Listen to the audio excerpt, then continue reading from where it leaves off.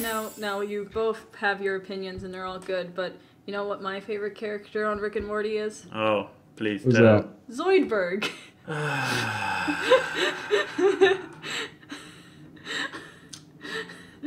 What? You can't go wrong with Zoidberg. I mean, we are talking about the same futuristic show, right? Science fiction animation. Totally. The one with Scotty, where... With aliens and... Absolutely. Yeah.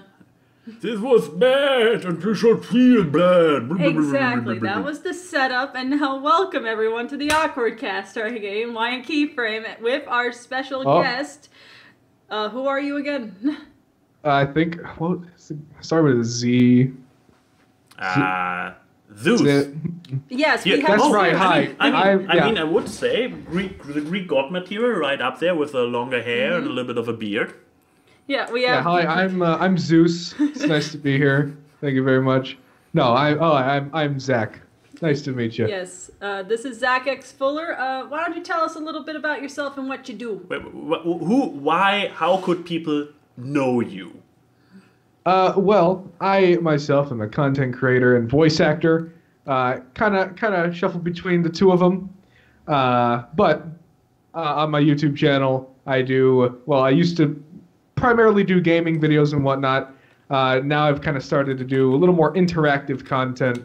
But I could be shifting back into gaming at some point. Or on Twitch, I mainly do gaming there. And when it comes to voice acting, I usually like to voice in parodies and whatnot, and be in small projects and trying to work my way up, if that makes any sense. Any notable animations and stuff that you voiced in? Well, I can probably say my first viral, the first thing I voiced in that blew up, most notably would be it's a parody by Pymations called 5 AM at Freddy's, the prequel, the prequel. And I had a small role. It was literally 2 lines, I believe, and it was the phone guy from Five Nights at Freddy's. And after that, I got to know Pymations a little better. We're great friends now, and then I'd say my second biggest thing would be 5 AM at Freddy's, the sequel, where I voiced Springtrap. I had a notably larger role in that. Nice. I think ANY was waiting for you to say that you're the businessman and suction cup man. Okay, yes. Probably my most fun role was the businessman and suction cup man. That was very fun. I'm suction cup man! Get off my tower! Fuck you, I'll climb your tower. So I guess now the introductions are out of the way. Let's get into the unprofessional part of the program. Absolutely. So, Zach, you said you had a very eventful week with your computer.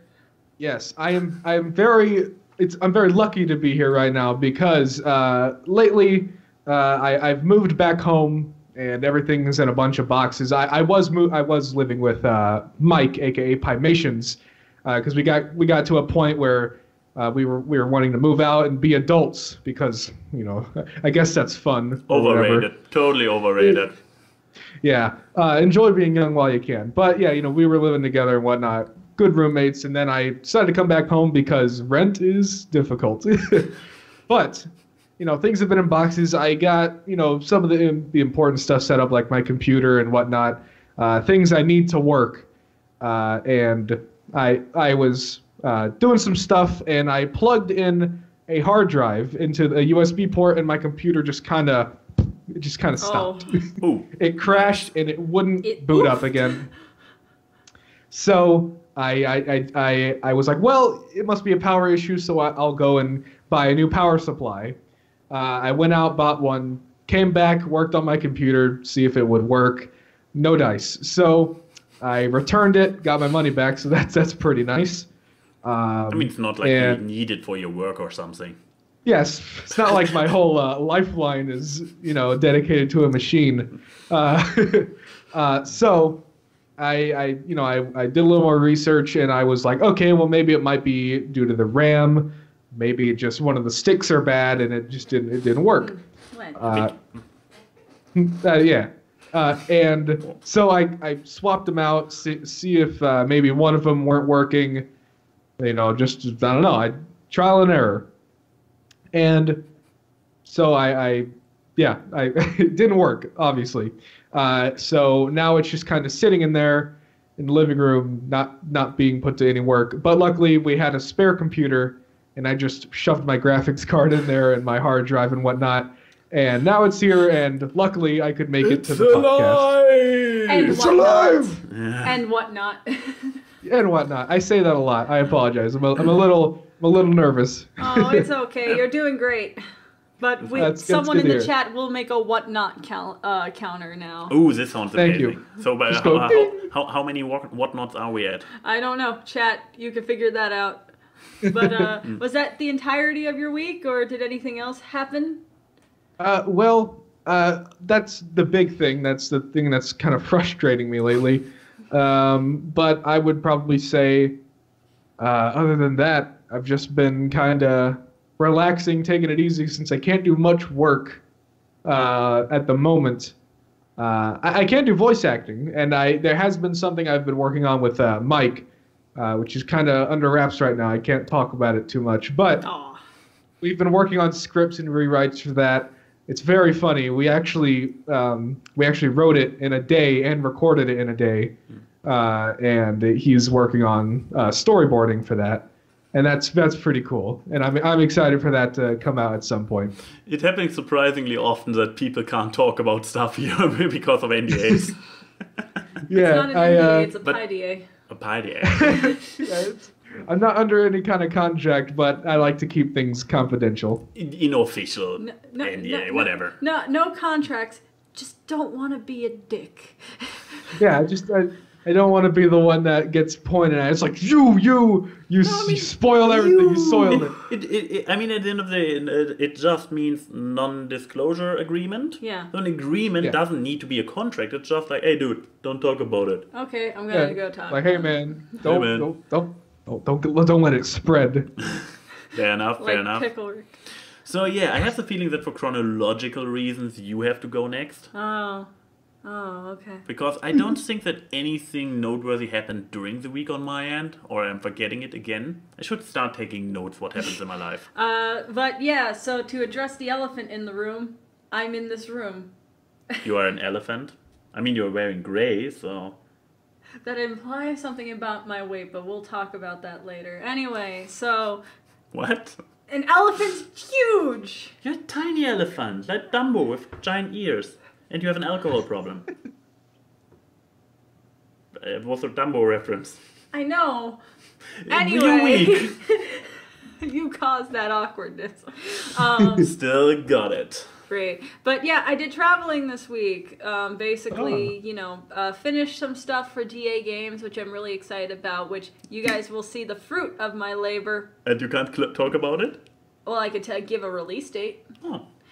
You'll see the fruits of my labor, at least what I've done, made, Oblivion Fall, everyone. On the 17th of February, we are finally releasing the Cuphead music video. And it's been in the works. I've heard people have been looking forward to that. Since October, with hand-drawn full frame-by-frame animation and all this stuff, and hand-painted backgrounds. So I guess since it's a little bit early, link to DA Games will be in the description, so you guys can subscribe and... Keep your eyes on it. I think the song itself is already available for download. If not, it will be available this coming week.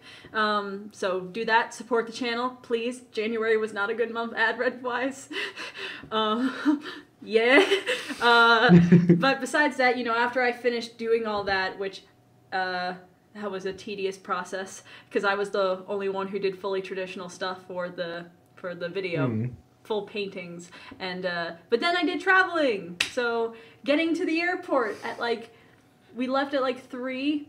No, we left at 1 or 2 in the afternoon, which means with LA traffic, I got there around 5 for an hour-long trip. I texted him being like, I'm heading to the airport, and he's like, that leaves 4 hours unaccounted for. And I'm like, no, you don't know my traffic. But yeah, I was there. Let me just say something about the LA airport. Oh boy. I've never been in the international area where international people leave. I've only come back from it. So, there's those stores that have like I Heart LA or France or America, depending on where you are. There was one store that just said America with big letters and the exclamation point. The first 3 shirts I see on the display are shirts making fun of Donald Trump. Oh. Like there's a poop emoji with Donald Trump's hair, Donald Trump's face photoshopped on what I can only assume was Tupac's body, and then a shirt that said Trump Putin 2020 and all this shit, which I was like, jeez. Huh. I mean, it's an interesting thing when you think about it, that usually those kind of shops are selling... whoop, why is it getting dark here? A network error? Is that a you thing, or is that That's probably a me thing. Is it? Oh, yeah, Oh, okay, yeah, we are fine. Back. Okay. No, but those kind of shops usually try to sell positive stuff about their country. Right, And right. I would expect that a shop which is called America! Is probably pro-Trump, just Probably assuming good. like the very patriotic, loud kind of people. But- Not boxing, putting anybody into boxes or stuff. But yeah. Totally not. So, another great story from the LA airport. I was sitting... My gate was like squared away in a different section of the airport, away from all the shopping and dining and stuff. And I'm sitting there, and it gets to around when we're supposed to board, and I'm just grabbing all my bags and stuff, and I was like, where's my sketchbook? And I was like, it's probably at the store, because I went to get like Mentos and stuff. So I speed over there while I'm hearing, we are going to start boarding in about 10 minutes. Lovely. I'm like, ha! So I go to the store and I'm like, hey, did you see a little black and white sketchbook here? And this guy finds it and he's like, oh, is this what you're talking about? And he starts to open it. Mind you, this is my study book, so it's all the stuff I'm learning. So there's a lot of nudity in it. Because it's like figure drawing and poses and thumbnails for pinups and stuff. So it's like Right. a lot of questionable material if you're not an artist. Or if you are one. Yeah. But it's like... But so I just was like... Right. and walked away. I don't know if he saw anything. He probably saw a very scantily clad Garnet in there, but... Well, the link to Keyframe's not safe for work, Tumblr, no. No. Stop that. Stop. But anyway, so traveling on the airplane, because I had a full, 9-10 hour flight to Oslo. By the way, never fly Norwegian Airlines. They make you pay for your dinner. You hear that, Norwegian Airlines? Yeah, you hear that? Here. AWKWARDCast is starting a beef with you. Unless you want to sponsor us and give me free plane rides, then you guys are quality service assurance. But no, all the dinners and stuff, they weren't complimentary. So I had to order my own food, which I'm just saying, when you're on a 10-hour flight in a flying sardine can, give me free food. It's better, otherwise there will be a riot with cannibalism. I have seen things. But then a lady serving coffee to the person sitting next to me spilled coffee all over my jeans. The one pair of jeans I have that are pale colored, that are like white jeans, and those jeans are destroyed now, as we discovered when we were doing the laundry earlier today. R.I.P. jeans. But so that, besides that, the flight was uneventful. I watched the first half of Baby Driver before the plane landed, and that made me sad. Which reminds me. But so good. Baby Driver so far is really, really good. I don't watch a lot of live action stuff unless it's horror movies. But Baby Driver is Edgar Wright is just a great movie maker. That is the best movie I saw of 2017. It was If Coco didn't come so good. If Coco didn't come out in 2017, I would probably agree. But Coco, I have a personal bias. But yeah, then I waited. You are Mexican? See? Ah. Yes, can't you tell that I'm Mexican? Yeah. Duh. I mean, even your skin cut. Somebody paler than me. This is something. The worst part is I'm more Mediterranean than most of my friends. Yes. I'm that alternate skin of I'm like one of those pale white skins that you get in Heroes of the Storm. But anyway, then I waited 4 hours in Norway. Oh. Fuck Norwegian Yeah. money. So I had to go. Yeah, I don't know where I kept those coins. So they aren't part of the Euro system, and I already transferred money to euros. So I had to go again, pay a fee again to get money transferred to Nors or whatever, which I said like $20 in euros to this guy. And he gave me like 160 Nor, which apparently is little to nothing. Because I was walking around, it would be like 89 Nor for a Coke. And I'm like, is it inflation or are they just stupid? I don't know, Norway. You are weird. You have way too many fish markets and your burgers are overpriced.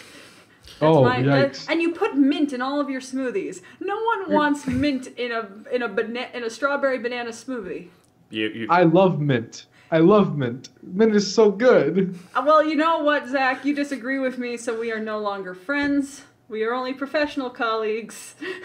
But this is fine so that you can stay on the show, since this is a professional setup. You can stay setup. on the show, you can be cool with this guy, but know that I'm secretly thinking terrible things about you behind my head. Well, he hasn't watched Gravity Falls, No, so you're teetering on that plank, buddy. But yeah, so I waited 4 hours in Norway. Finally got back here. Also, first time that we officially and actively alienated an entire country. I mean, I occasionally rant against the USA, but since you are a US citizen, you are kind of part of the crew. And it's like saying that you have a black friend. It's like, I have a USA friend, it's fine. Yeah, it's totally fine to be critical about the USA because one of my friends, totally great person, is from there. She is the most US person I know. Look, I'm literally like, if I wore a red shirt right now, I would be red, white, and blue.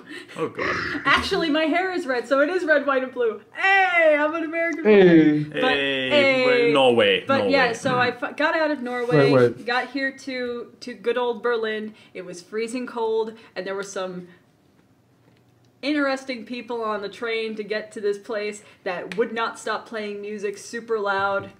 And we weren't sure what language the music was in, but it wasn't German and it wasn't English. But it was very interesting. And then I'm here, and then we just kind of been hanging out, and we watched a movie which we'll talk about on the media. Indeed. And yeah. But yeah, yesterday. Oh. So yeah. This one arrived. This turquoise-haired one, and. For an upcoming video, I wanted to do. People might be aware of that. There's this Analysis Browning's React to series where I always do a transformation in the beginning, and this time I wanted to go all fancy and put up my green screen and everything. Oh boy, here we go. Oh boy, putting up the green screen and stuff. Golly. Jolly. Well. And somebody wanted to do their transformation as well. However, this somebody has greenish hair. Try to key out this color from a green screen. Aren't I just the worst? I honestly God have no idea how to do it. I will probably have to rely to rotoscoping her. Putting her in front of the green screen just to rotoscope her out. But yeah, this was a very nice experience. I didn't know that was gonna. But the worst part is my hair is, since it's turquoise, it's green and blue, so there's like a blue sheen, and then just emptiness in random spots. Yeah, the green gets filtered out, but the blue stays there, some ghostly version of her hair. Make Key wear a hat. Well, original. Funny you mentioned yeah, but either way, that was my week. What about you? Besides having a house guest again. Yeah. Mostly, as so often, my work was mostly dominated. My week was mostly dominated from work. Quite productive week. Yay! But yeah, not really great anecdote material there. So yeah, I guess having a house guest and all those adventures and having fun adventures with green screens is probably the most I can provide for this. So yeah, let's do a perfectly smooth, completely failed segue from that. We also started watching Rapunzel, the animated series, which is not my official media, but just on because we already talked about it on the show. We already talked about it when Keyframe presented it on the show. I can confirm, it is very watchable. It's a good show. To give context, you've only seen like the movie pilot and the first episode of the actual show. Yeah, what was it? The Varian episode. Varian was the first one. Okay, we only watched one. Yeah. So yeah, I haven't watched a lot of it. I have a good impression so far. The transition from fully 3D, the rendered animation, to 2D animation is good. It's a good. I mean, if they would have gone full 3D on it, it would have suffered. It would have suffered because they don't have the budget. You can even tell it's a 3D animation. You have you have often enough very few characters on screen, which is always a sign for they're saving on animated elements. Some walk cycles and stuff are sometimes a little bit like undynamic. Yeah. But still, it's good where it counts. So the overall visuals are good, the characters are good, the interactions. It's not an action show. So when in the pilot there is a big action scene, it felt a little bit like they look far too relaxed for this kind of action that's going on. I could say this isn't a spoiler. The action gets better. Okay. Interesting. You have to keep when you have a character that has magical powers and, according to the movie, indestructible Kerrigan hair, or Medusa hair or whatever. And her best friend is a sword fighter who's the daughter of the captain of the guard. There's going to be a lot of action. It's true. So, okay, I take your word for it. No, but now for my official media. Oh, we saw this. Oh, yeah, we saw it today. We saw it's currently the hot shit all over the internet. You see all the big channels talking about. Absolute grand A-class material, the best Netflix has to offer. Today we watched Bride with Will Smith. Oh wait, there's a little Zach in the top of the. Whoop. Oh hey! Wait, my! It's Zach Smith, the Zach Smith, Zach, the Fresh Prince of Bel-Air. Oh yeah. Mate. Also, I have a new setup with 3 screens now. I have 3 screens. It's so great. But yeah, so stuff like this happens now because I have not yet figured it all perfectly out. But 3 screens actually. You guys all remember those mouse cursors on our guests' faces and stuff? Does that feel This is now part of the past. Because now I have a separate screen for showing stuff. Cool, but talk about Bright. Right. Oh boy. Right. So first, to provide a little bit of context what this movie is. So it's basically all the good old D&D races like orcs and elves, and you see a dragon at some point just randomly flying in the night sky. Fairies that are basically like rodents. You punch them with a... Which is very awkward. So one of the first scenes that you might have seen if you watched the trailer is that Will Smith gets out of the house and literally beats this little fairy to death. With a broom. And the fairy seems to be somewhat not conscious, sentient. Seems to be somewhat sentient. So not just a wild animal, but something with very humanoid expressions. But no, it's completely cool that this policeman just punches this small flying creature to death with a broom. Like, what the hell? Oh, this movie was trash. Oh yeah, and but yeah, the thing is, you have all those fantasy races, like from good old fantasy, and but then it's like, but it plays in modern times. But it is like they have always been around. They mention like big wars 2,000 years ago and stuff. Like all the cool stuff. It's like our real world. If we would have orcs and elves and magic, but it still kind of turned out the same because it's in LA. The orc is just a police dude and with Will Smith, and elves live in their own fancy pants district and shit. There's racism. Yeah, but the world is as it is, but with a completely new history and orcs. Okay. Yeah, I expected the world to look the same even with elves and orcs. So yeah, as Keyframe described it so nice earlier, it's basically, the setup is basically a very, very bad D&D session. Like, guys, we play D&D, but wait for it, in modern times. Perfect execution. Oh yeah, but again, the setup itself, even so, it already sounds weird on paper. Right. They also do not a good job in doing it. I remember seeing a trailer for it when I went to go see The Last Jedi, and it just looked really like Bad. I don't know, like the production just looked off. I was like, I got nothing. I wasn't intrigued whatsoever. Yeah, so Will Smith and Uncle Owen decide to dick around for... Yeah. And everybody is an asshole. That's the thing about this movie, what bothered me. We have Will Smith, one of the, at least in the past, most charismatic actors ever. And he is actually even charismatic in real life. But, I mean, my theory is that this is a mixture out of the Brad Pitt thingy, where he did Fight Club because he wanted to get away from the nice boy image, so he did the Fight Club, the complete opposite. So Will Smith is known for being very charismatic, so he recently started to do the complete opposite and being uncharismatic in all his movies. And also I have the theory that now that his, at least one of his kids... His son. Yeah, that one of his sons, that Jaden went into acting. Will Smith is like, oh, I can't outact my own son, so I need to be bad on purpose. Right. Which, knowing Jaden's acting ability means really bad. I mean, now... I gotta be bad on purpose. I'll do Suicide Squad. No, think about this now. Now both Smiths have a terrible Netflix thing, because Jaden has Neo Yokio and now Daddy has Bright. That's true. I don't know how they managed to get him for this. I really don't know. It's Jaden just went up to his dad being like, hey Dad, you want to come on Netflix with me? They greenlight everything.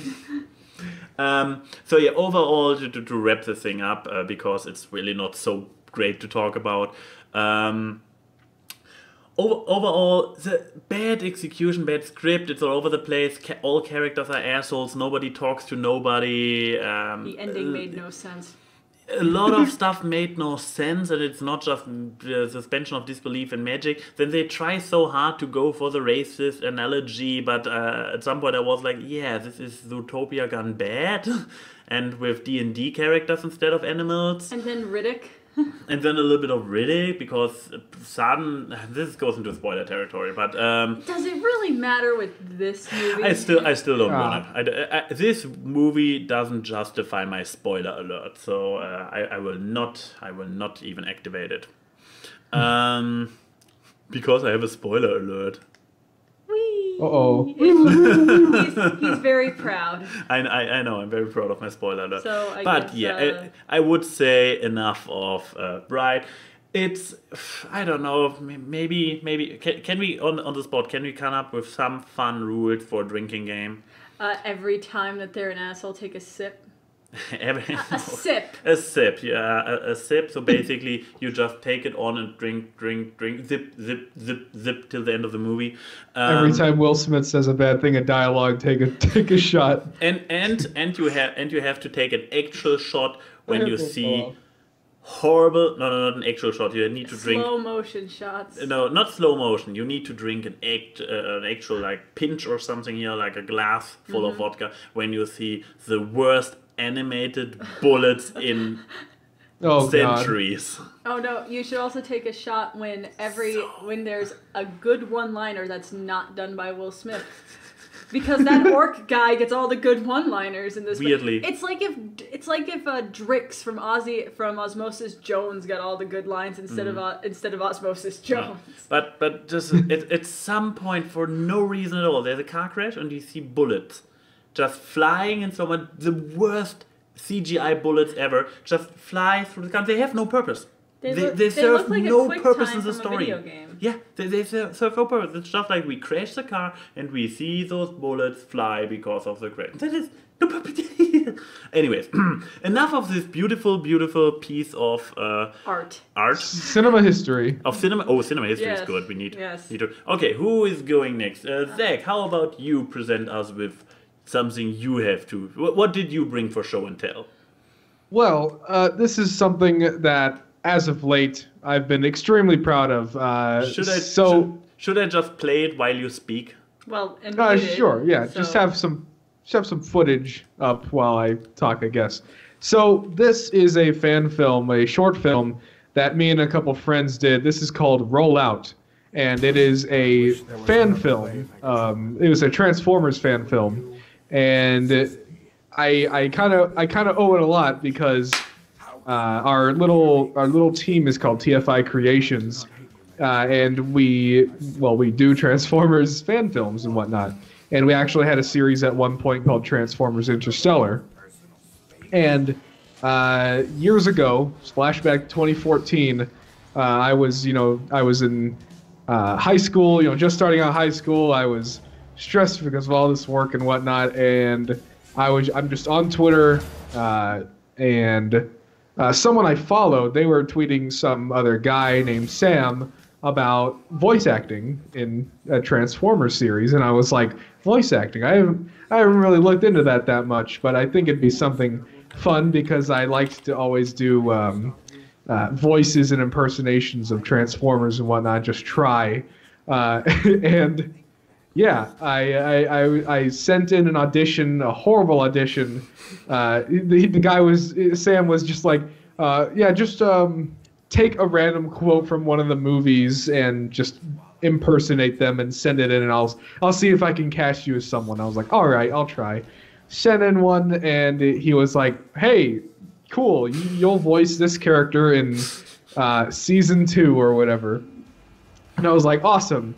And I was recording on like a little Turtle Beach microphone on a headset, and it was so bad. I didn't have any kind of like windscreen on it or anything. It was bad.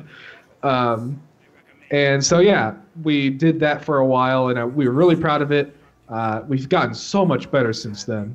And I voiced a couple characters, and the big thing that I still can't believe to this day. In the season finale, we were joking about it. Sam and I were messaging, and we were like, hey, how cool would it be to get David Kaye, who is a quite well-known voice actor. He voices Clank in the Ratchet and Clank video games. Mm-hmm. He voiced Optimus Prime in Transformers Animated, and Megatron and Beast Wars Transformers. He's done a lot of stuff.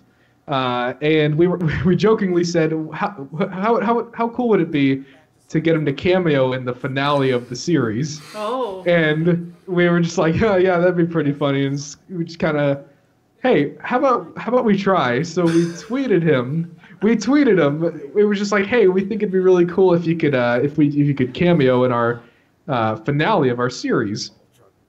And he replies back to Sam saying, all right, so when do we do this? And we were just kind of like, What? Did that just happen? And what do you know it? Sam starts emailing David for a role, and he's in the finale of our series. That's really cool. We were just blown away. I was like, wow. You see, you just need to tweet at people. You still can get Barack Obama as a guest on AWKWARDCast. You can, I mean, yeah, I was actually talking about this like yesterday or so with my dad about just like taking chances, because we just tweeted David Kaye and he replied, and now he's in the finale of our series. And it's funny because the way I met Mike, I was following ZachxFuller, who's a good friend of mine. He's also a great voice actor.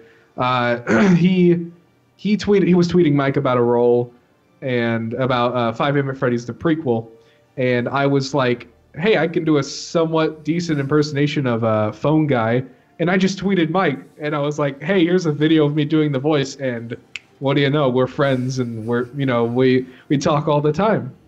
Nice. Okay, so yeah, just folks. taking chances. There was your name. Starring ZachxFuller. Yeah.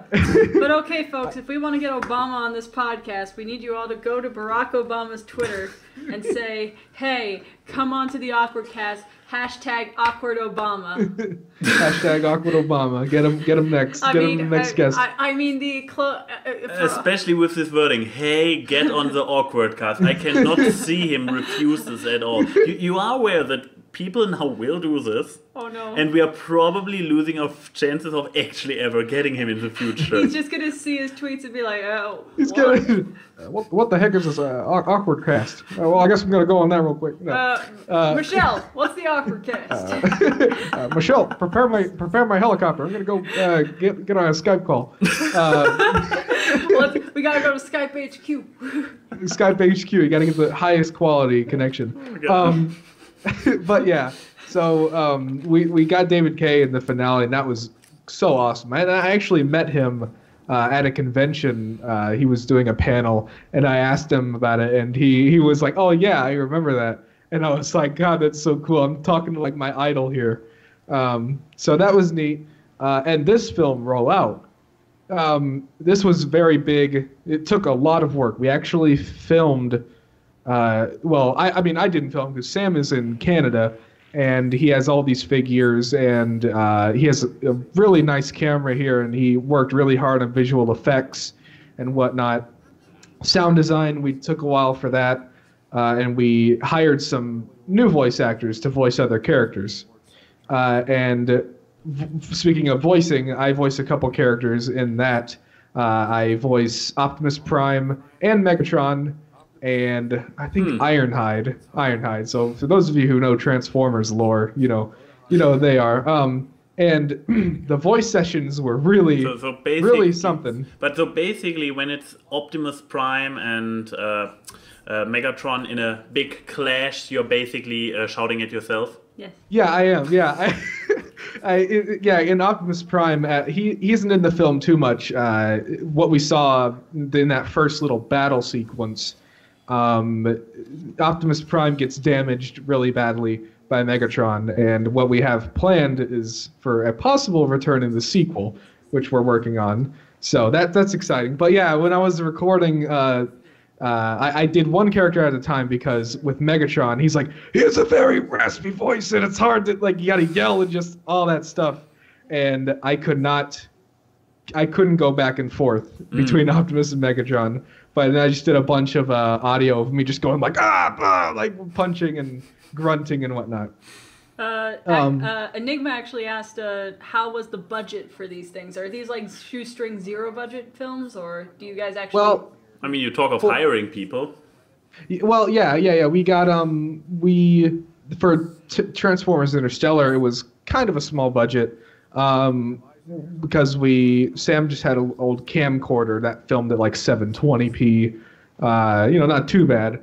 And he just kind of found whatever environment he could really get. For scenes that were inside of a ship, he had an old computer tower, and he just kind of used that as a backdrop. Nice. And it worked. I mean, it sold me. I didn't really understand what it was, and he was like, "Yeah, it's just an old computer."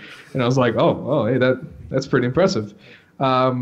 And, when it came to action figures and whatnot, he would usually save up a bunch of money from work, go out and buy the characters he needed. So, the show was relatively cheap. And this shot right here is actually a cool little shot. He reversed the shot so that the helicopter looks like it's taking off. It's actually landing. He did a lot of really neat cinematography tricks in that. And then for this rollout, I think he said the budget was about, almost borderline $1,000, almost, because he had a new camera.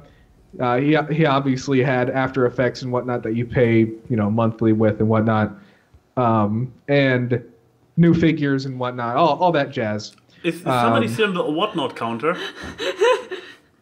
Oh, yeah. Yeah, right. Someone Snaffle, I hope you're on it. We should, for people who watch this on YouTube, all 20 of you, you guys should do the whatnot drinking game.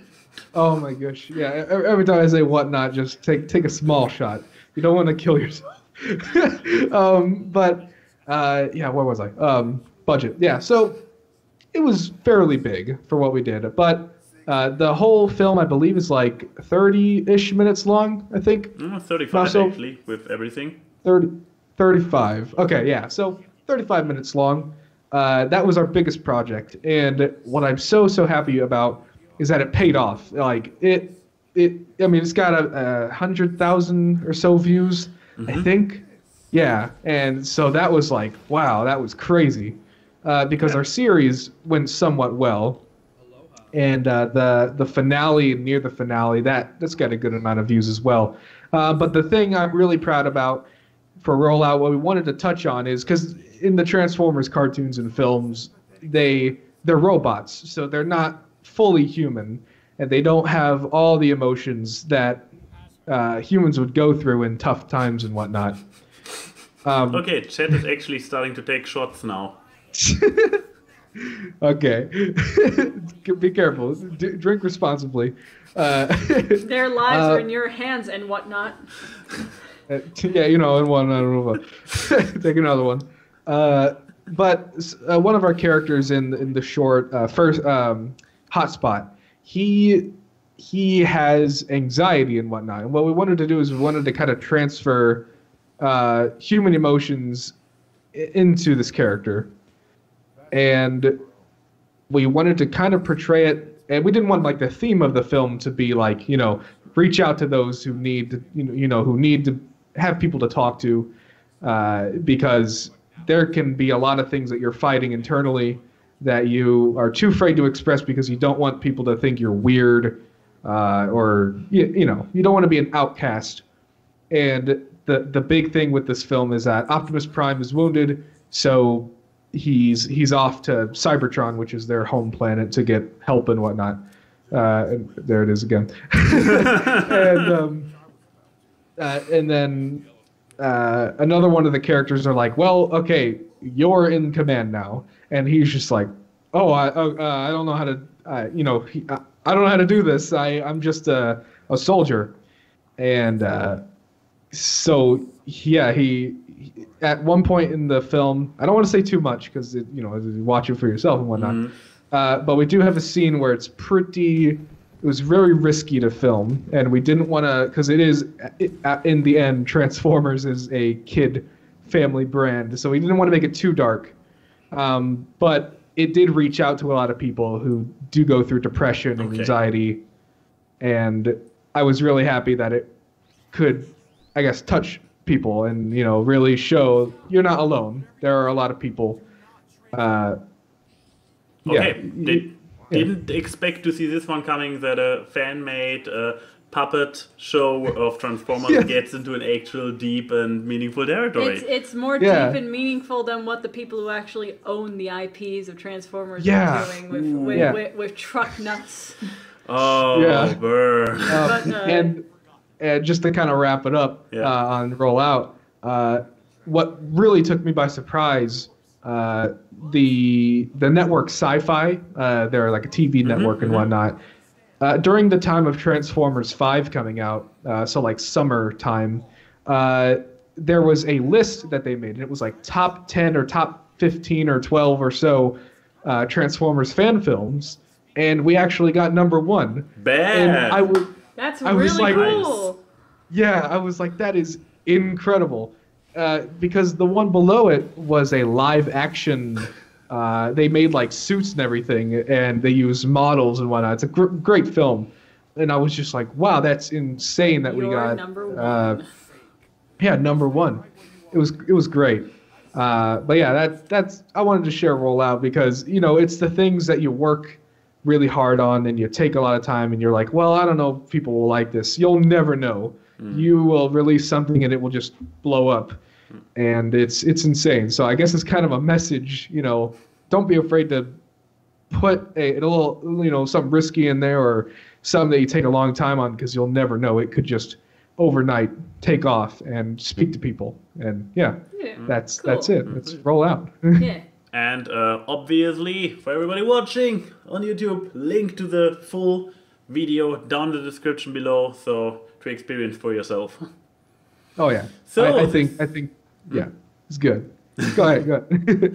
This leaves only one person who still has to present some media today. Today for show and tell, I brought a YouTube channel. Again. But no, I have been watching a lot of Foot of a Ferret recently. I love this man. He is a dork, and he's cool. And for people who don't know what he does, you may have actually seen some of his work on the Game Fears channel back in the day, because he did a series called A Brief History, and I think he did a brief history, a few video game ones on the Game Fears channel. Oh yeah, here. It's Brief History of FNAF. Yeah, but the Brief History is his big show. Very kind of a very quick, bite-sized educational show, learning about stuff. And I got into him because he's been doing this for like 5 years now. Oh, and wow. he did an anniversary video where he reacted some of his oldest works with Jaden Animation, Something Else, Y2K, Tim Tom, just some of those bigger animation people. And it was just funny to see. It's always hilarious to watch people react to their really old stuff and be like, Oh, jeez. God, I was terrible. But so they were watching his first brief history, which was Brief History of the Beatles. Then I wonder how you came across this channel. Honestly, I didn't know until then. Then he did a brief history on the Vlogbrothers, brief history on Smosh, which is what blew him up, brief history on PewDiePie, so on and so forth. And then they watched videos that Logan Paul made back in 2008 when he was like 15, because apparently Logan Paul has been making content for YouTube since 2008, and him and his brother was trying to make a sketch comedy channel like Smosh called Douche, and they had merch. They had Douche t-shirts. They had Douche t-shirts. It's great. But yeah, I just really like this is such an ingenious idea for a YouTube series, and it's really good. He's a really great editor. Yeah, I guess we can have one video running to see how his editing is, but already. Okay. Oh yeah, he does the thing with the album covers, doesn't he? Yeah, like one of his, I love his style of editing because it's very clean and very quick.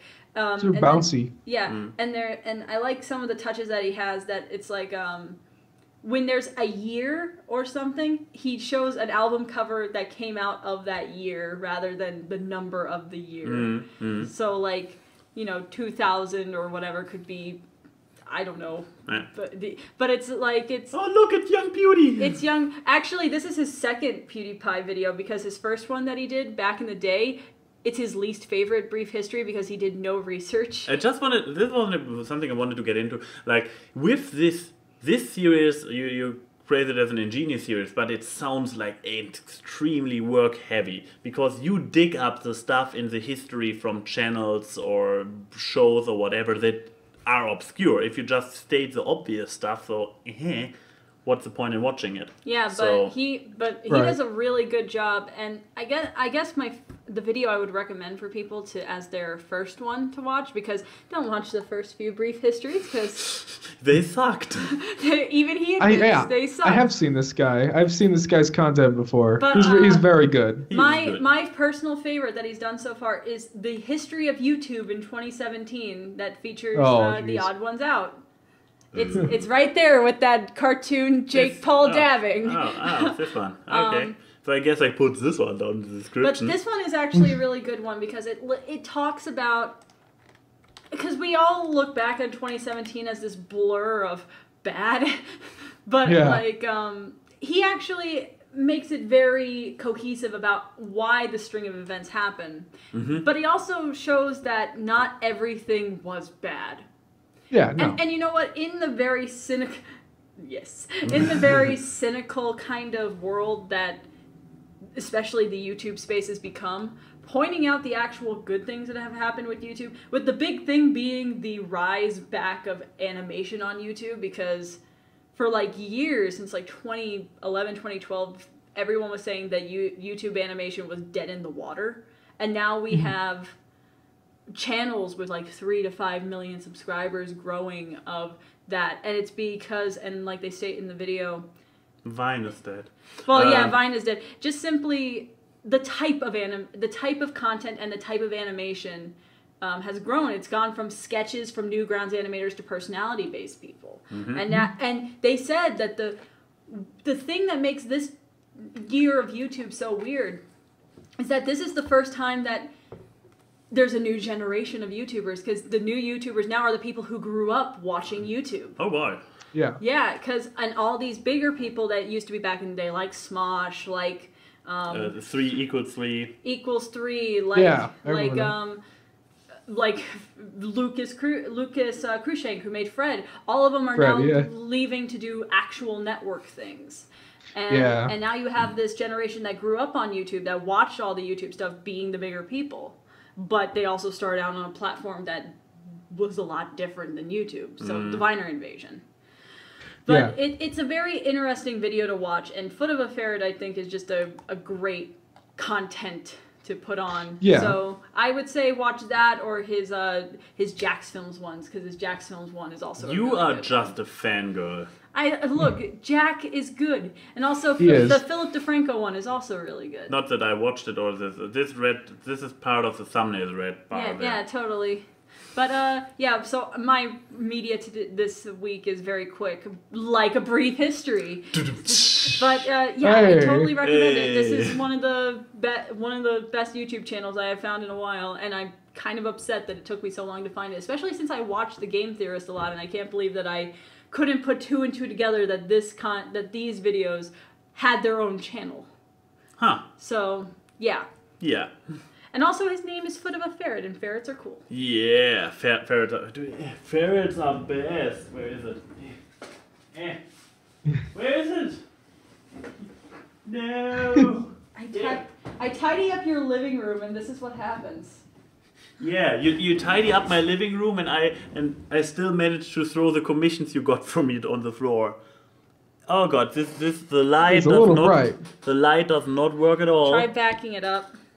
I mean, it has very thick lines. Okay, black on white does not work with this webcam. Oh, right, there we go. There he comes.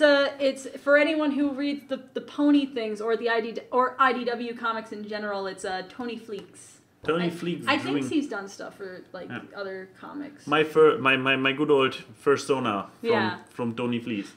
So I guess this leaves us with questions, doesn't it? Yes. So. People in the chat, if you want to ask questions now, since some of you guys are Zachx fans, you can go on Twitter and put #AskAwkward or ask in the chat. Yeah, I mean, we try to have a look on the chat, but the problem is if a lot of people say a lot of things, it goes away. Right. Oh my god, why is everybody asking about Valentine's Day? Because it's the holiday of the month. Okay. It's the big thing people are looking forward to. It's that big hullabaloo. Okay, here's a question by Enigma Prince that does not include the word Valentine's Day, so I read it and we see what happens. Is there still a chance that originality can thrive in the current entertainment structure as things are either remade, rehashed, or interpreted differently? Why or why not? Oh my god, why is he always coming with the deep ones? Shit. Here's the thing. I hate the thing of saying just because something's remade, rehashed, or interpreted differently doesn't mean there isn't originality in it. No matter what you make, whether it is an idea from your imagination or from a derivative property like fan films or stuff like that, there is originality and imagination put in. The point is, there is nothing original in the world. You can't say that there is. Everything is rehashed or remade from the basic concepts of plays back in Grecian times. Nothing, no trope and no story structure, the 3-act structure, no type of character, nothing is purely 100% original. Everything is just a mishmash of different things that we have taken from our environment or internal thoughts. Take, for example, Star Wars. The original Star Wars film back in 1977, George Lucas was highly, the opening crawl, the text that moves into space at the beginning, that was directly influenced or inspired rather, and taken from an old Flash Gordon TV series. At the start of every episode, there would be the crawl of text that basically explains what's going on in the current at the beginning of the film or episode. And he took that directly from Flash Gordon and put it into his film. So, I mean, that is a big thing that's popular, tied to Star Wars, but it was taken completely from something else. And it thrived and succeeded, and it's still going strong 40 plus years later, Yeah. And you could say the entire genre of rock and roll, and then the music that comes out that inspired from that. It's all just jazz music. Mm. So to get back to the question, I believe this is kind of one policy, which I have forgotten the official name for, but by presenting two options and being like, yeah, which one is it? There's option number 3. Between the absolutes of there is no new content and only rehash and true new creativity, there is the thing that, yeah, we live in a time where a lot of stuff is more, let's say, inspired by previous stuff, due to the fact that everything is now accessible. Everybody has consumed so much media throughout their life at the point where they are, that while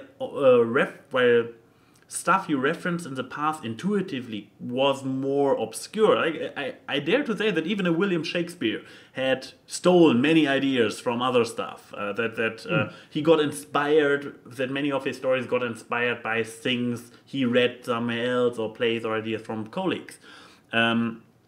Still, at the end of the day, he created some absolutely iconic pieces to this day, when we see a love story about a guy and a girl and they are separated due to circumstances in their family fights, and it's like, oh, that's like in Romeo and Juliet, we're referencing the old stuff. But it's not like there is no more originality. It's just as Keyframe put it, that it's the 100% pure originality has barely ever existed. It has from the beginning built upon it.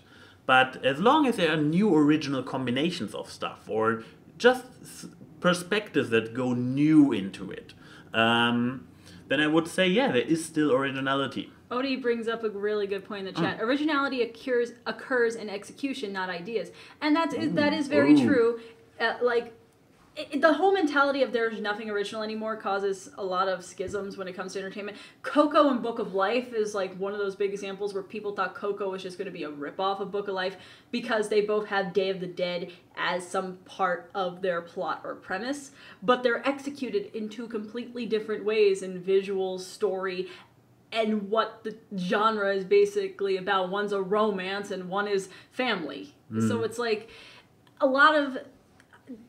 To me, worrying about if this thing is completely original is such a deterrent as an artist, because it's like, at the end of the day, nothing is original, and that's a good thing. This is not bad. Yeah, it's a good thing because it's like, imagine every artist would have to start with wall paintings a la cavemen again. Yeah, it's like, no. Yeah.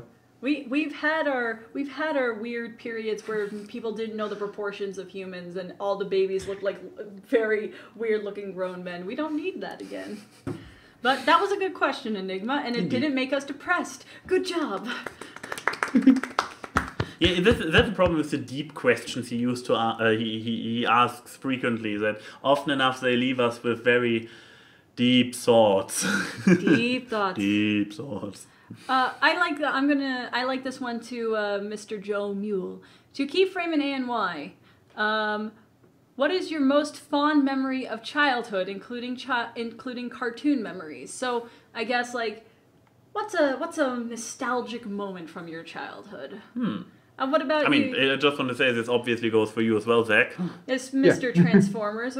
Actually, didn't you put up a picture on Twitter today of you having your first Transformer when yesterday, you were like 7? Yeah, it's on my Twitter. It's one of my most recent photos. I'm sitting there with Christmas morning. My first ever Transformer is the Optimus Prime figure. Nice. Back when the first movie came out in 2007. So yeah. That's a good memory.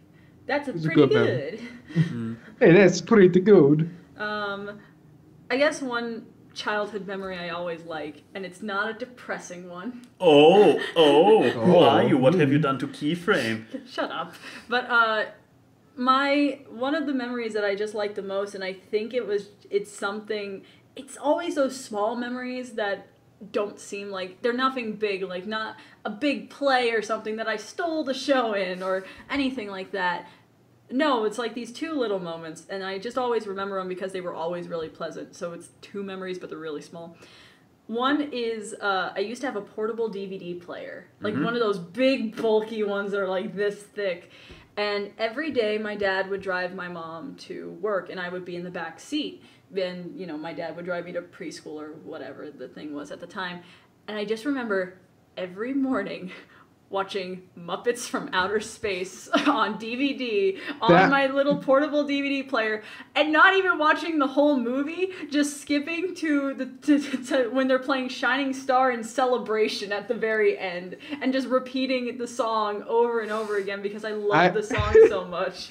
I had memories just like that. I every morning going to school, I'd be sitting in the back, and we had the little TVs went on the back of the seat, and we had our DVD player. And my movie was the Alvin and the Chipmunks live action movie. Oh. And I wouldn't even like skip to a part. I just like watched the beginning like every morning.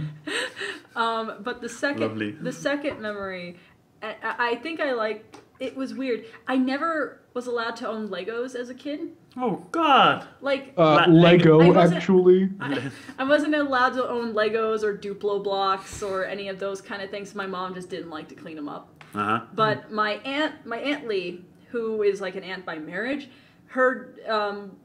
me and her would go to visit her dad, and I would call her dad Grandpa. Okay. And he was this very sweet Latvian man, and he had a giant box of Legos that I would always play with every time I would go there, and they would speak Latvian to each other. So and keep in mind, I'm like 3 or 4. I would try to speak it back, but I would just be saying gibberish because I don't really understand. I don't really understand what they're saying while I'm stacking these Lego bricks up to the ceiling, trying to make the biggest tower. And I don't know, something about those memories always make me feel those warm little fuzzies of innocent childhood, of not understanding that I am being super disrespectful to someone's culture and language, and probably going to cause damage to someone's china cabinet one day by making that giant tower of Duplo blocks. But what about you? What about you back in the caveman days? Yeah, back in the days. Playing fetch with your pterodactyl? There literally was no portable DVD player when I was a child. One memory that just came to mind, and given the nature of the question, this is probably the one I should go with, was remembering when I recorded my first movie with our dog. It was like... Aww. Basically, I tried to get every single stupid trick the dog, or everything the dog did, worked into the movie. So, I was like a superhero movie, so the dog was a super dog, or Super Winnie. Her name was Winnie, and I called her Super Winnie, and I put some clothes in her collar so it looks like a cape, and it always dangled over on the side because this kind of stuff doesn't really hold on a back of an animal. And so like stupid stuff like when I throw a ball, she jumps on the ball. Big surprise. What dog doesn't? So, but a football. I'm talking a soccer ball. So and the soccer ball had a little hole in it, and I had tiny fireworks. So what I did was I was a villain. She was a superhero. I had this ball. I had this tiny firework thingy in it. And I was like, haha, this is my bomb. I'm going to blow stuff up. Lit the thingy, threw the ball, cut. Then I throw the ball without the fireworks, obviously, just the ball. And the dog comes, foot on the ball, and then cut back to me. Oh no, she disabled my bomb. How old were you? I don't know. My sister had to film. It must have been, I was not yet in the boarding school, so... It was before the 6th grade, probably How old are you in the 6th grade? Something like 12. So let me be, I don't know, 8, 9, this kind of stuff. You're like around 10. 10? You're 10 in the 6th grade. You're 10 in the 6th grade? In the American 6th grade, yes. Yes, you are. Yeah, because I was 10 when I moved to Indiana, and I was in the 6th grade. Yeah, I was about 10 or 11. 11. I believe I was also 11. But I guess even before 10 years old. I have a dog memory like that. Welcome to the DawgCast. Oh. It wasn't, okay, I didn't film stuff with my dog, but back in New York I had this big mutt named Butch, Bernie's mountain dog size, so he was a big boy. He was a big fluffy boy. A good boy and a big boy? Yes. Oh. And Halloween we always dressed him up as Crypto, the super dog. And he was such a good, because dogs would like to gnaw on costumes and stuff trying to get on. He would just keep it on. He liked it. He was like, I'm a fancy boy now. And I have a specific memory and a picture that my aunt likes to post up every Halloween of I must have been in 2nd or 3rd grade, of me wearing a Sailor Moon costume with Crypto the super dog. And because it's New York and it's cold, I'm wearing pajama pants under the skirt because it's so cold. So just this tiny keyframe with big giant buck teeth, because my teeth didn't grow into my head yet, with this dog just like wearing bright pink pajama pants under this Sailor Moon outfit. It's so silly looking, but it's so cute. I miss my dog. People, you know what to do? Demand photos on her Twitter, so I'll find pictures of my dog. But you in the Sailor Moon outfit with the dog in the super dog outfit. Yeah, but the other thing that I remembered because of that, me recording my first video, it was one of those tiny flip cams that have like the that you could flip the screen on, that looked like it's just a little rectangle. My first AMV that I put on YouTube was me playing a song on my computer while pointing the camera at the TV while a Scooby-Doo DVD is playing, and I'm just playing fast forward and rewind on it while recording the TV, trying to be in time with the music. And I put that on YouTube, and it's not up anymore. I made sure of that. But I must have been like 8, and I didn't understand the internet. Right. And I was like, hey, I'm making a music video. I want to go back to those times of innocence. Tell me about it. But hey, I guess by now I checked the other questions. They're not too bad. So another one by Mr. Joe Mule. What are the plans for Valentine's Day? Well, since she is here and can't be with Golden Fox, we do the most romantic thing possible. We watch Black Panther. Yeah, baby. I got my Rocket Raccoon jacket. He's got his Star-Lord jacket. We're gonna be like twinsies. Yeah. Twinsies. while all the love-struck fools are out there in the restaurants doing commerce, we are cool. We are nerds. We watch Black Panther. Yeah, baby. Don't need no dates. We got Black Panther. Once you go black, you can't go back. Indeed. What about you, Zach? Yeah. I don't really know. Probably sit at home and eat chocolate. Yeah, it's good enough. You know what? Who needs movie dates and fancy restaurants? We got chocolate and. My man. I mean, fuck Valentine's Day. Yeah, who needs it? No one. The flower industry needs it. It's just an excuse to buy candy. Which it's like, you know what? I mean, that's essentially what Halloween is. So Valentine's Day should just be renamed to Lovey-Dovey Halloween. That's essentially what it is. It's Halloween without the trick-or-treating.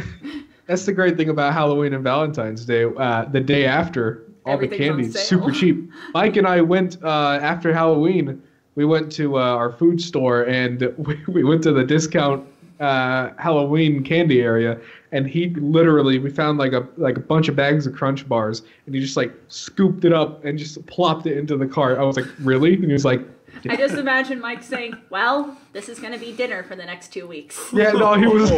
We got home and we poured it all in a bowl, and he was like, well, eat up. Bon appetit. Lovely. Yep, lovely. pretty much. Okay. Okay, so we got one more. No new questions have been incoming so far. Another one, also Valentine's themed, once again by Enigma Prince, keeping the questions coming strong as always. With Valentine's Day being around the corner, has there been any awkward love moments you have encountered in your life? If not, what would make a lovely moment very awkward? Thank you for adding awkward in there. Got to keep that branding. Oh yeah. I mean, for beginners, I dare to say that all my love stories are pretty awkward. The weird part is, which ones are safe for work and I can talk about? Just don't look at it. No, this one I cannot talk about. I know, and now people will never know. This was a very, very awkward. I threw up on my first date. Oh! Can I go further and tell about this story? I guess it. I mean, it doesn't. I can't even hint at what my story involves without going very gross. Well, okay, I'm gonna go talk about my story. Let's think of a safe one. Yeah, it must have been sophomore year of high school. I never really liked anyone at my school. Like, people thought I was either asexual or gay because I didn't have a boyfriend. If you were gay. Shut up. That would be okay. Max. I would ship you and Kichi anyway. At least ship me with Lauren. See, you are the one who is always like, no, don't ship me with Lauren, we are sisters, so... Well, you know what? Whatever. But anyway, no, it was there, and it's also because... The guys at my school never gave me the time of day, but there was this one guy named, I shouldn't say his real name. Let's name him Kevin. Let's call him Mark. Let's call him Mark. Yeah, let's call hi, him Mark. His last name is E. Plyer or something, but no. Mark E. Plyer was a trombone player, and I was bass clarinet, so we were like, right, I was in front of him, he was behind, and we would talk and stuff whenever we were putting the instruments away, and me and him got along real well, and we held hands. I didn't know if I liked him or not, or if I was just happy someone was giving me the time of day. Right. And he was also part of ROTC, which is like this military-like class that you can take. Yeah. And they had a ball, like a military ball, and he was like, "Hey, Key," and I was like, "Yeah, Markiplier." He was like, "You want to go to the dance with me?" I was like, "Let me think about that." Then I went home and I was like, "What the hell do I do?" I said yes, and then my family got me all gussied up, and I looked like a trailer park whore. I'm sorry, I don't like getting... The way that they think gussying up is a very bad definition. I mean, we are talking school days, so this means how young have you been? I was a sophomore, so it was 15. 15 and 15-year-old child with lots and lots of makeup. Yes. Yeah, this never looks weird. But we went there, and we were having dinner, because it was going to be dinner and then the dance. I had dinner... Didn't do the dance, because I went into the bathroom and I was like, why do I not feel well? Bleh, everywhere on the floor. And he walked me to my dad's car because my dad picked me up, because I was like, I just threw up everything. Tell him. I did tell him. Okay. I was honest. And he was like, okay, well, I hope you'll feel better. He never talked to me again. Aww. And that's when I learned, hey, but you know what? The guy was kind of a dick, because from what I heard, he always tried to just get girls to blow him and everything, so... With 15. Yeah. Then again, if he's the same age, I guess it's normal puberty stuff. Yeah, but still, I'm just kind of like, Yeah. I'm happy that didn't work out. Plus, I discovered, like, right after which, that I was just attracted to people who were older. I didn't like going with a same-year-old. I didn't like boys, I like men. But like Golden Fox. Yes. Yeah, that's my awkward story. Vomiting at my first dance and my first date. I've got something. Oh, I've boy. talked about this. I talked about it in an old video, but I can't remember the fake name I made. Let's call her let's call her Sam. Sam. Pepper. Or wait, no, Jess. Jess is the name, the fake name I made. Okay. Okay, so yeah, that'll help recite it better. So this was high school freshman year, I think. So it was right in the greatest Puberty. year of high school. So I had liked this girl for a while, and I was like, this person's way out of my league, just because I'm me. And I was in the band, and she was in the band as well. So that that's something to relate all these to. awkward stories starting in band class. Yeah. When I learned at band camp. One so, time like- in band, I put a flute into my vagina. What? Okay. This is a quote from American Pie. It is a quote from a movie. It is a quote Anyway, from a continue, movie. Zach. Sorry. But yeah, so I was just kind of like, I mean, there's kind of a chance. I didn't really talk to her that much because I was extremely shy. But I would like kind of just say hi walking by the hall, and that's it. And my friends were like, dude, like you gotta talk to her, man. Like you can't just like say hi and then expect to be like dating the next day or whatever.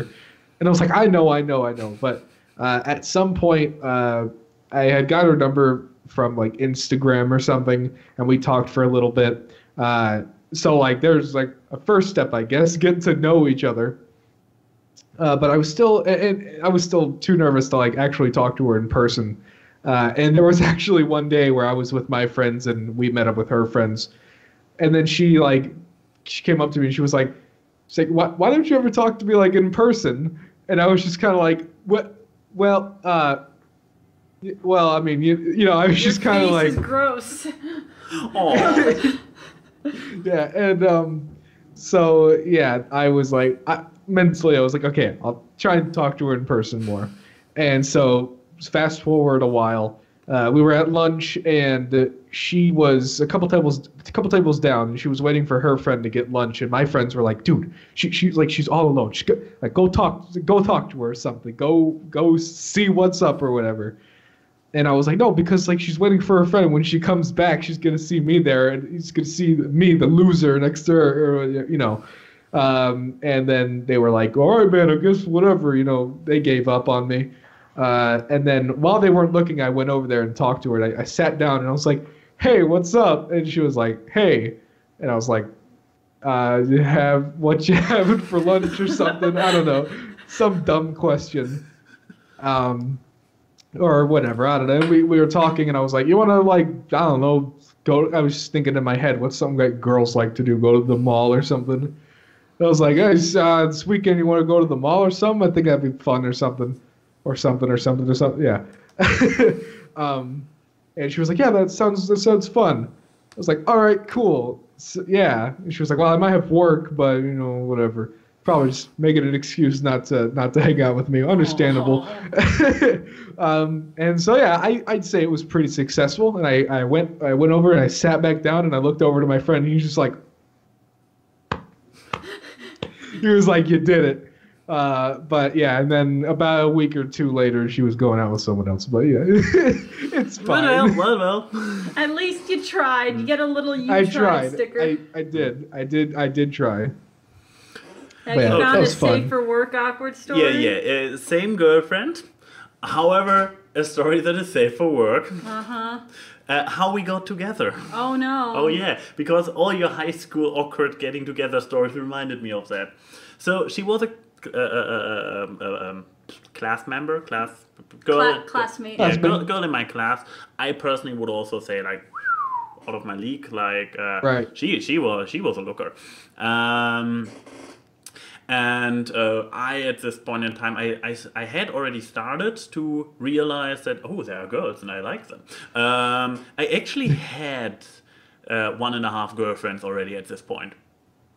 Don't ask. I'm not going to. No, the first one was in some kind of vacation place where It was a summer fling. yeah, it's totally a summer fling, like as cliche as it gets. Some summer camp where some weird producer, organizer thought it was a good idea to get like 200 teenagers all in this tent city, and well, I got my first kiss there, so yes. But yeah, it was a fling, and it went out of before the 2 weeks in camp were over. We were already over, so. But then I had an actual relationship after that as a follow-up with another person I got to know in this camp. So this kids, I recommend those summer camps, not band camps. It was not a band camp. It was just like parents all getting their kids there and hoping they don't come back pregnant. The usual. You either fall in love or you get murdered by an axe wielder. Probably the usual thing. I mean, nothing else happened in those things. We know this from the movies. No, but for my first bigger girlfriend, it was like at the end of the high school days, and I was just chilling at home, doing usual nerd computer stuff, and at some point, phone rings. Phone was somewhere in the other room, so I over there pick up phone and go, oh, it's you all had fake names. Do I need to come up with a fake name now too? Let's name it Jacksepticeye. The name is general enough. It's a girl. I will not name her Jacqueline Septiceye. Jacqueline has a little bit of connotation in Germany. I will not go there. Oh. I mean, even for the fact that I had multiple girlfriends with this name, I dare to say that this name is common enough. Anna. Okay. So I'm like, huh? And also, I'm too all over the place to memorize fake names for a story. Okay. Right. So, Anna calling? Oh, okay, interesting though. Hello, yeah, what's up? She's like, so I was wondering, did you read my SMS? My text? Did you read my text? No, I haven't checked my phone in a while. Oh yeah, I see, there's a short text symbol. Why? Oh, you read it and maybe then we have a talk? Click. Hi, I like you. Would you like to go on a date with me? And this message was like a day old. Oh. She sent me this text. Oh. And for an entire day she was sitting there like, why is he not replying? Why is he not replying? She's some weird things. And I just hadn't checked my phone, and she was basically to the point where she couldn't keep it. I mean, when she needed to know what was going on, if I hated her or whatever, and she called me, and then like, oh, I haven't seen the text. What's in? But then my overthinker mind was like, oh no, oh my god. I mean, she says the word date. Is there any other way I can misinterpret this? Is she actually honestly? Oh my god! That girl likes me. Completely freaking out, like okay, going through every word, like, could I misconstrue this? No, she's actually asking me out on it. How? When? Wait, Right. we have not been we didn't even have a lot of interaction in school. But yeah, she asked it, and I didn't get it. I mean, later on I asked her, and so first of all, because I am the freak that I am and not a standard mainstream guy, that was what caught her attention, because she was a little bit more on the eccentric side of things as well. And therefore, me not being standard was interesting. So me being a weird nerd freak was like, hey, this guy looks interesting. And the other aspect why she suddenly put the move on me was that from a common friend, her best friend with whom I actually did interact, she had heard that my ex-girlfriend was coming back from a year-long trip to New Zealand, and she was like, oh shit, when she comes back, then they might Get back together. This one. Thank and English, motherfucker, do you speak it? Do you speak it?